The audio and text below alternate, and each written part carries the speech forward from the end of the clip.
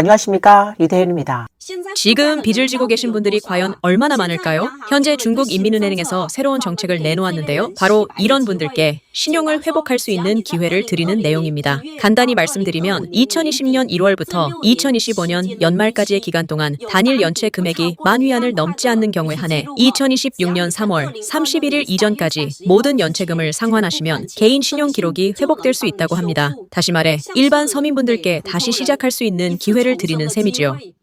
그런데 제 생각에는요, 오히려 계속해서 대출을 장려하는 의미로 들립니다. 다시 말해 이전에 빌렸던 돈만 다 갚으면 과거 기록은 일괄 말소되고 그 후에는 또다시 대출을 받을 수 있고 차도 사고 집도 살 수 있다는 뜻이잖아요. 이건 결국 새로운 빚으로 예전 빚을 갚으라는 뜻 아닌가요? 원래 기업들이 사용하는 부채 재조정 방식을 일반 서민들에게까지 적용한다는 건데요. 이걸 기뻐해야 할지 아니면 걱정해야 할지 모르겠습니다. 지금 돈이 없는 분들이 정말 많습니다. 방금 한 어르신께서 제 가게에 오셔서 돼지머리 고기 2위안어치를 사시더라고요. 정말 상상도 못했습니다. 난 가난한 사람이라고 생각했는데 저보다 더 어려운 분들도 계시다는 걸 실감했습니다. 이게 요즘 세상의 현실입니다. 무슨 일이죠? 이렇게 많은 사람들이 모여 있는데 혹시 헌혈하려고 줄 선 건가요? 이렇게 따뜻한 마음을 가진 분들이 여전히 많네요. 헌혈하시는 분들께는 마트 상품권과 선물을 드립니다. 그렇군요. 어떤 사람들은 우리가 가난에 미쳐서 결국 피까지 팔게 되었다고 말합니다. 예전엔 그런 말을 인정하지 않았지만 지금은 인정할 수밖에 없습니다. 왜냐하면 생활비가 없기 때문입니다. 그래서 이곳에 와서 헌혈하면 한 번에 몇백 위안은 받을 수 있거든요. 오늘은 헌혈하러 온 사람들이 특히 많습니다. 거의 모든 침대가 비어있지 않을 정도입니다. 다른 사람들은 어떤 목적일지 몰라도 저는 생활비를 벌기 위해 온 겁니다. 어떤 친구들은 저에게 소나 양을 키우면 돈을 벌 수 있냐고 묻는데요. 지금 제 현실이 바로 이런 상황입니다.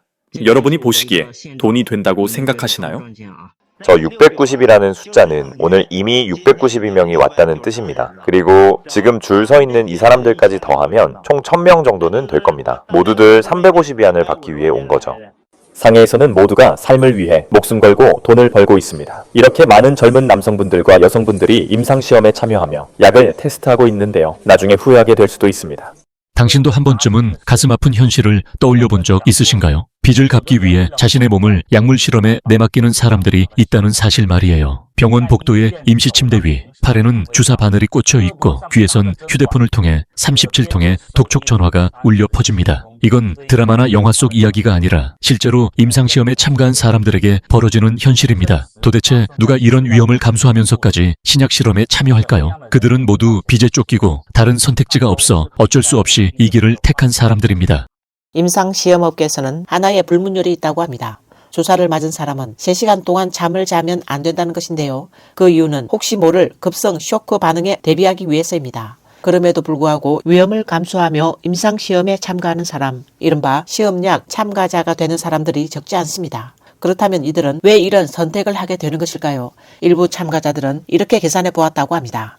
3일짜리 시험에 참여하면 5,000위안을 받을 수 있는데 이는 아이의 6개월 학원비에 해당하고 7일간 참여하면 8,000위안을 받을 수 있어 당장의 빚 구멍을 메울 수 있다는 것입니다. 이 때문에 많은 사람들은 위험 고지서에 서명하며 그 한 장의 종이를 마지막 희망이자 구명줄처럼 붙잡게 됩니다. 이처럼 자신의 몸을 실험에 내맡긴 사람들은 어쩌면 여러분 집 앞에서 아침 식사를 운영하는 사장님일 수도 있고 어느 날 회사에서 갑자기 보이지 않게 된 인턴일 수도 있습니다. 이들 모두는 공통적으로 감당하기 어려운 빚과 생계의 압박에 짓눌린 끝에 이러한 선택 외에는 다른 길을 찾기 힘들었던 사람들이라고 할 수 있겠습니다. 사실 중국에는 삶이 어려운 사람이 정말 많습니다. 중국 전 총리 이극강은 2020년에 공식적으로 중국에는 월 평균 소득이 1,000위안 이하인 인구가 60명이나 된다. 1,000위안으로는 일반 도시에서 월세조차 감당할 수 없다라고 말했습니다. 북경 사범대학교의 조사에 따르면 월 평균 수입이 2,000위안 이하인 인구는 약 9억 6,400만 명, 이는 중국 전체 인구의 대부분을 차지합니다. 그런데도 석금평은 여전히 중국은 이미 전면적인 빈곤 탈출에 성공했다라고 주장하며 중국 정부는 이런 메시지를 대대적으로 홍보하고 있는 상황입니다.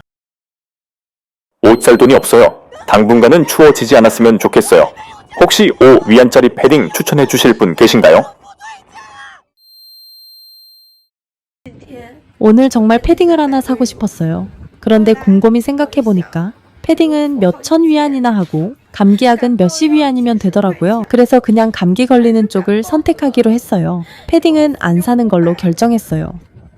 어젯밤에 정말 한숨도 못 잤습니다. 상점에 간 것도 5년 만인데 어제 오랜만에 쇼핑몰을 한 바퀴 둘러보다가 마음에 드는 패딩을 하나 봤어요. 안감이 아주 도톰하더라고요. 이제 동북지방도 추워졌으니 겨울에 패딩 하나쯤은 있어야겠다 싶어서 물어봤죠. 가격이 얼마냐고 물어봤더니 무려 9,900위안이래요. 할인 있냐고 물어봤더니 단일 위안도 안 깎아준대요. 여러분, 제가 지금까지 입어본 패딩 중에 가장 비쌌던 게 2,000위안짜리였습니다. 요즘은 제 옷은 300에서 500위안짜리만 사요. 따뜻하면 그걸로 됐죠. 근데 이건 9,900위안이라니 정말 쉽게 받아들이기 힘들더라고요. 요즘 많은 사람들이 자주 하는 말이 있습니다. 어차피 나는 굶어 죽진 않아. 고향으로 돌아가면 되지 뭐. 일 안 해도 괜찮아. 너 없어도 괜찮아. 어차피 난 굶어 죽진 않잖아. 하지만 제가 잔혹한 진실을 말씀드릴게요. 여러분은 이렇게 생각하실 수 있어요. 설마 이 사회에 진짜로 굶어 죽는 사람이 있겠어? 사실은요. 이 사회에는 매일 누군가가 굶고 있습니다. 심지어 대도시 안에서도요. 그런데 이 사실은 대부분 공론화되지 않습니다. 왜냐하면 너무 충격적이고 가슴 아픈 이야기이기 때문이죠. 그리고 그런 일을 겪는 사람들 중에는 대도시에 사는 젊은이들도 있습니다. 젊은 사람이 단 한 번이라도 몸에 이상이 생기면 사실상 사형 선고와 다름없다는 말이 나옵니다. 왜 이런 말이 나오는 것일까요? 한 여성 블로그는 젊은 사람이 장시간 노동이나 육체 노동을 할 수 없게 되는 순간 곧바로 일자리를 구할 수 없게 되고 일이 없으니 수입이 끊기며 돈이 없으니 제대로 쉬면서 치료를 받을 여유조차 사라진다라고 설명했습니다. 이 모든 과정은 매우 짧은 시간 안에 하나의 악순환으로 완성된다고 말합니다. 대도시에서 실제로 병을 알아보았거나 만성질환을 겪어본 분들이라면 그 순간 자신이 사회에서 밀려난 존재가 된 듯한 감각을 분명히 느껴보셨을 것입니다. 당장 굶어 죽지는 않더라도 집세를 감당하지 못하게 되고 영양 있는 식사는 점점 어려워지며 그동안 모아두었던 저축은 조금씩 바닥을 드러내게 됩니다. 이때부터 사람들은 그렇다면 고향으로 돌아가면 되지 않느냐라고 말합니다. 그러나 현실은 그렇게 단순하지 않습니다. 농촌 출신 젊은이들 대부분의 부모 역시 자녀가 대도시에서 벌어보내는 돈에 의존해 생활하고 있기 때문입니다. 농촌의 기초생활보장금은 매우 적고 질병이나 사고가 발생하면 결국 현금이 필요할 수밖에 없는 구조입니다. 그래서 많은 이들은 스스로를 위로하며 잠깐만 쉬었다가 내일 다시 일자리를 구해보자 라고 말합니다. 그러나 현실에서는 눈을 감은 뒤 다시 일어나지 못하는 사람들이 적지 않습니다. 그리고 그 누구도 그들을 두고 굶어 죽었다고 말하지 않고 대신 병으로 죽었다 혹은 가난 때문에 죽었다 라고 말합니다. 동시에 이런 말도 덧붙입니다. 멀쩡한 팔다리를 가지고 있는데 왜 일자리를 구하지 못하느냐 라고 말입니다. 시청자 여러분께 묻겠습니다. 이것이 과연 예전보다 덜 잔인한 사회라고 말할 수 있겠습니까? 곧 신년이 다가오는데도 여전히 많은 사람들이 일자리를 찾지 못한 채 거리에서 노숙하고 있습니다. 거리에서 마주한 한 장면, 사는 게 정말 쉽지 않다는 걸 절실히 느끼게 됩니다. 저는 절강성에 온 지 10일이 되었지만 아직 일을 구하지 못했어요. 이대로라면 길거리에서 잠을 자야 할 것 같아요. 제 짐작이 맞다면 오늘 밤은 아마 이곳에서 잠을 자게 될 것 같아요. 광주에 이렇게 노숙인이 많다뇨. 广州这么多流浪汉，广州好多流浪汉，不一定。 개인적인 느낌으로는 지금 사회가 임계점에 다다른 것 같습니다. 한번 불붙으면 걷잡을 수 없을 정도로요. 곧 명절인데 여러분 제발 사고치지 마세요. 올해처럼 환경이 어려운 해는 정말 드뭅니다. 누구나 스트레스를 많이 받고 있으니 외출할 땐 최대한 인내심을 가지고 감정을 잘 다스리도록 하세요. 어떤 사람은 주식이 폭락했거나 대출을 못 갚거나 실직했을 수도 있습니다. 그 마음속에 쌓인 분노를 어디 풀 데가 없다 보면 낯선 사람에게 폭력을 행사할 가능성도 있습니다. 칼부림이나 보복운전, 고의로 사람을 치는 사고들도 많아지고 있습니다. 그러니 우리는 행복한 사람이 양보한다는 원칙을 꼭 기억하고 남과 다투지 마세요. 우리 모두 같은 하늘 아래 고생하는 사람들이니까요. 쉽게 살고 있는 사람은 아무도 없습니다. 바깥에서는 조용히 낮은 자세로 지내는 것이 하나의 지혜입니다. 왜냐하면 당신은 다른 사람이 어떤 일을 겪었는지, 지금 어떤 상황을 마주하고 있는지 알 수 없기 때문입니다. 당신은 다음 순간에 어떤 일이 일어날지 절대 모릅니다.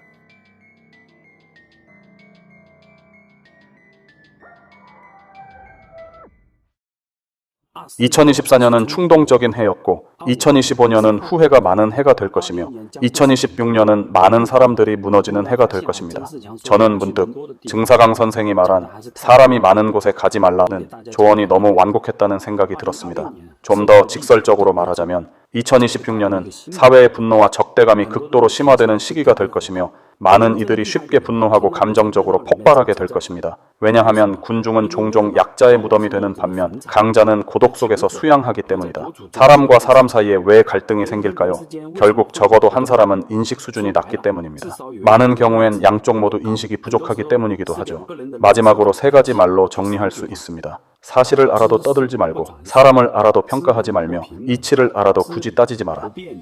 많은 사람들이 점점 깨닫고 있는 사실은 일상 속에서 타인과 마찰이 생겼을 때 가능하다면 한 발 물러나는 태도가 중요하다는 점입니다. 그러나 선한 마음과 희망을 어떻게 지켜야 하는지는 여전히 많은 이들에게 쉽지 않은 과제로 남아 있습니다. 이럴 때 우리가 선택할 수 있는 한 가지 방법은 억울한 일을 겪었을 때 즉각 자신의 입장에만 머무르기보다 잠시 벗어나 제3자의 시각으로 상황을 바라보는 것입니다. 그렇게 바라보면 지금의 내가 생각만큼 극도로 억울한 처지는 아닐지도 모른다는 인식에 이르게 되는 경우도 있습니다. 명나라 징계여가 엮은 소창유기에는 선한 생각을 하면 길한 신이 따르고 악한 생각을 품으면 사악한 귀신이 따른다라는 구절이 전했습니다. 이는 곧 선한 마음은 복을 부르고 악한 마음은 재앙을 불러온다는 뜻으로 풀이할 수 있습니다. 그러나 중국 공산당의 무신론 교육 아래서 오늘날 중국 대륙의 많은 사람들은 이러한 가치와 믿음을 점차 잃어가고 있습니다. 그 결과 도덕은 빠르게 붕괴되고 사람들은 서로를 해치며 삶은 점점 더 거칠고 고통스러운 방향으로 흘러가고 있다는 지적이 나옵니다. 장사가 안 됩니다. 지금 그만두자니 다른 사람들이 제가 하북성 한단에서 공장을 차린 걸 다 알고 있죠. 장사를 계속 하려고 해도 제가 정말 못 버티겠습니다. 2달 동안 일거리를 한 건도 못 받았습니다. 정말 아무 일도 없습니다. 정말 못 버티겠습니다. 월세도 내야 하고 직원들 월급도 줘야 합니다. 안 하자니 정말 너무 힘듭니다. 너무 힘들어요. 아이고, 하루 종일 앉아 있었는데 일거리가 하나도 없네요. 오늘도 돈 한 푼 못 벌었어요. 제 니트 공장이 문을 닫게 되었어요.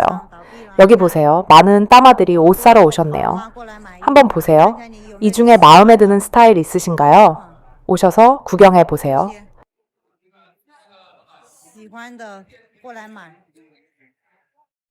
주문이 없습니다.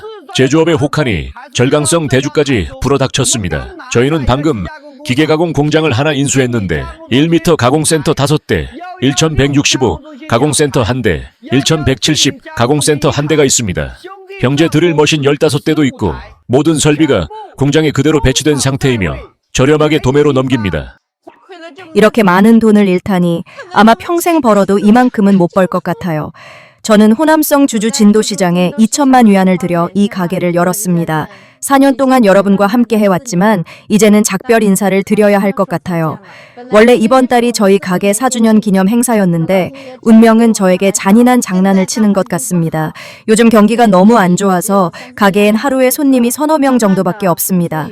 점점 노력과 보상이 전혀 비례하지 않게 됐고 주변 가게들이 하나둘 문을 닫고 있습니다. 아마 다음은 저겠죠.